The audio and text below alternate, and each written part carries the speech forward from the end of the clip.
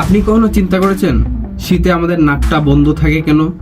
আর এত ডেঞ্জারাসলি এটা হয় আমাদের মুখ দিয়ে শ্বাস নেওয়া লাগে। এমনটা হয় কেন জানেন? তো দেখেন, ঠান্ডায় যখন ঠান্ডা ঠান্ডা বাতাস বয় তখন আমাদের ইমিউনিটিরে দুর্বল করে দেয়। বিশেষ করে নাকের ইমিউনিটি সেলরে তো ডিরেক্টলি মেরে ফেলে এই ঠান্ডা বাতাস। এখন আমাদের নিরাপত্তা দেবার সেল মরে গেছে, তাই যখন আমরা নিঃশ্বাস নিব 2-4টা নমুনা ভাইরাস আমাদের নাকের ভিতরে চলে যাবে আর আমাদের অসুস্থ করে দিবে। আচ্ছা চলেন, ঠিক আছে, আমরা প্রতিনিয়তই তো অসুস্থ হই, ইয়ার নতুন কিরে ভাই, চলেন।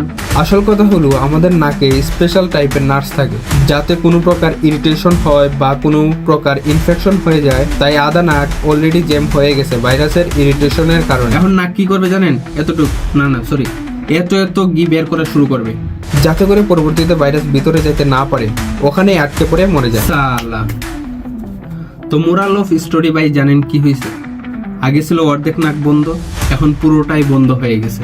কংগ্রেটস, আপনার পুরো নাক বন্ধ।